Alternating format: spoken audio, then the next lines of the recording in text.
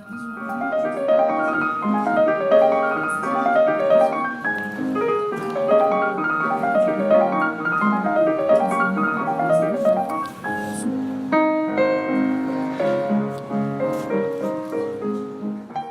sixième, est-ce que tu étais témoin, victime ou otage? Victime et témoin. Donc tu n'étais pas la seule victime en fait. Vous étiez deux. Qui était le harceleur? Ils étaient plusieurs. D'accord. Et ça a duré combien de temps? Ah oui, c'est long. Et tu en as parlé avec qui? J'en ai parlé au lycée, là au collège. Et on disait t'inquiète pas, ça va aller. Remets-toi à te virer, sans faire un petit peu. Donc, la façon dont les adultes ont réagi n'était pas satisfaisante, clairement. La façon dont les camarades ont réagi, est-ce qu'elle était satisfaisante? Est-ce qu'il y a des camarades qui sont allés se plaindre? Je crois que, par exemple, en partant de cette première expérience, le message que vous devez passer, justement pour que ça ne se reproduise plus, c'est les adultes devraient arrêter de minimiser ça, parce que dans ton cas, ils ont minimisé. Et deux, les camarades devraient arrêter de rester passifs. Je pense plus que, à la base du harcèlement, c'est vaguement, même si c'est toujours infondé, mais on dit à l'élève qu'on harcèle qu'il est différent des autres. Quelle était cette différence qu'on te reprochait? Il n'y en avait aucune. Tu n'avais aucune? On m'a rien dit. En fait, ils se sont acharnés sur moi et sur un de mes camarades de classe. Ils ne savaient pas quoi faire, je sais pas. J'étais mauvais en classe, ils foutaient rien. Ils se sont dit, je sais pas, on va faire chier. Vous étiez de bons élèves, non? J'étais pas vraiment bon élève, j'avais pas vraiment des très bonnes notes, mais j'essayais de bosser. Et quand ça s'est arrêté, qu'est-ce qui a permis que ça s'arrête? Ma mère est partie porter plainte. Ah, donc tu en as parlé à ta mère? Ouais. Mais tu as attendu 1 an et demi pour en parler à ta mère? Ma mère, elle commençait à se douter au bout d'un an que y avait des problèmes. Et je lui ai dit, vas-y maman, je commence à en avoir marre, je me fais taper à la sortie. Elle est partie voir la principale et la principale elle a dit on va aller porter plainte, je vous conseille d'aller porter plainte contre les élèves. Mais j'étais déjà parti voir les surveillants, la principale et elle m'a dit t'inquiète pas, on va en parler avec les élèves plusieurs fois. Mais au bout d'un an je commence à en avoir marre et j'ai eu des réactions un peu agressives. En fait j'ai commencé à me battre plusieurs fois, j'en commence à en avoir marre, je pétais des câbles en cours. Mais quand la principale et les surveillants disent t'inquiète pas, on va en parler avec les élèves, ils les ont reçus pour leur en parler ou pas? Je sais pas.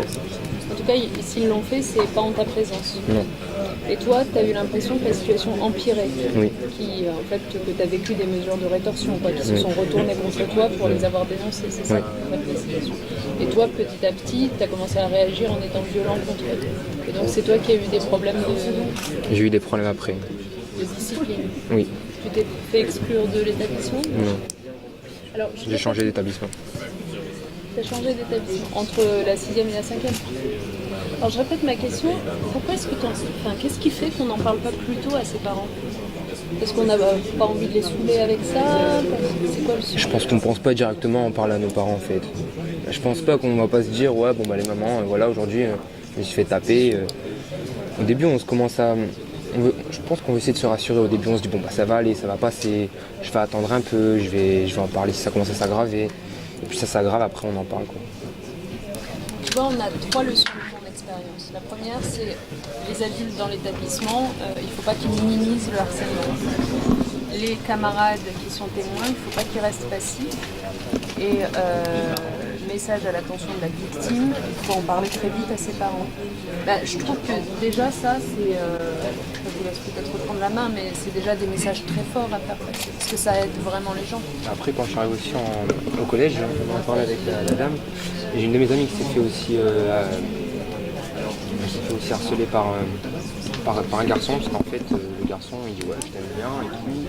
Elle a commencé à lui envoyer des photos un peu toutes nues quoi. Et le garçon est parti mettre ça sur Facebook. Et la fille elle était pas bien, elle avait plus d'amis, ses copines sont tous dit c'est une pute, vous avez vu ce qu'elle a fait et tout. Et en fait elle est venue me voir et on est parti voir la principale et elle a compris directement que voilà quoi. Elle avait porté plainte. Donc elle a porté plainte. Est-ce qu'elle a réussi à faire retirer les images d'internet? Voilà, ça fonctionne. fonctionne, c'est ce dont on était en train de parler là. Avec la police, Parce ils que vont souvent les inventer- élèves ne savent pas, enfin je veux dire, ils s'enferment, c'est un calvaire cette histoire, notamment pour les jeunes filles dont on met des images dénudées, etc. Ils s'enferment dans leur calvaire, ils sortent pas de leur silence, ils se contentent de souffrir, alors qu'il y a des solutions. C'est très important de faire savoir qu'il y a des solutions, y compris pour retirer les images. En fait, le problème, c'est qu'elle n'a pas commencé à en parler directement. Elle a perdu ses amis. Et tu sais pas ce qu'il est advenu de l'auteur Le garçon, je le connaissais, je le voyais dans la cour, il faisait plus rien. Je pense qu'après, avec la police, il s'est calmé directement. Après, dans tout le collège, tout le monde savait ce qu'elle avait fait en fait. Même les professeurs, ils avaient un peu honte. Mais en fait, il n'y avait vraiment personne pour elle, je pense.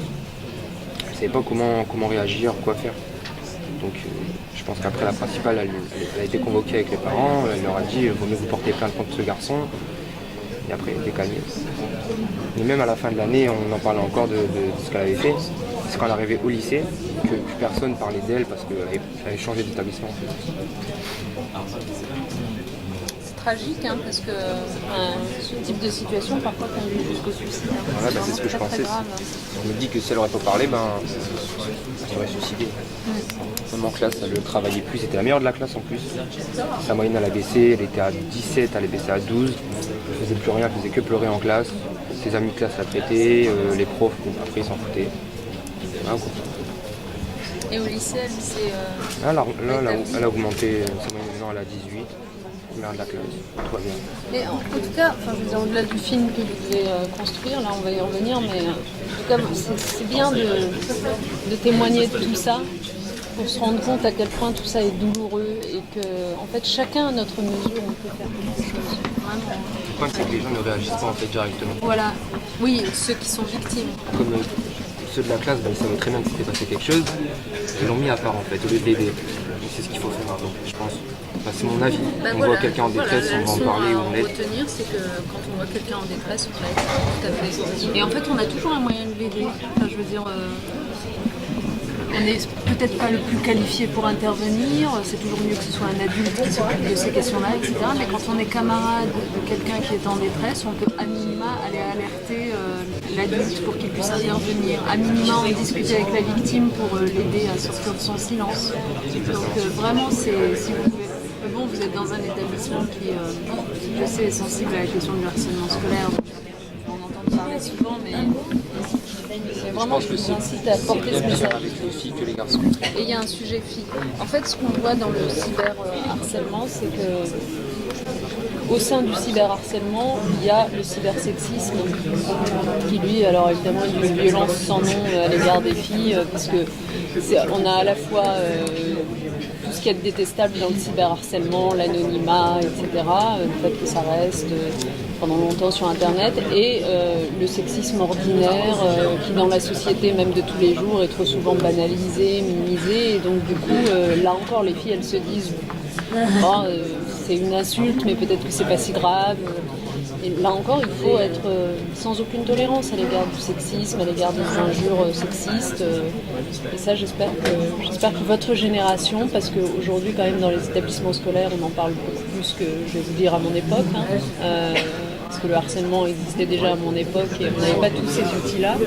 Donc j'espère que dans votre génération, ce niveau d'intolérance à tout ça va s'élever et qu'à chaque fois que vous verrez ce type de choses, vous les dénoncerez. C'est vraiment ce qu'il faut retenir. Je pense aussi.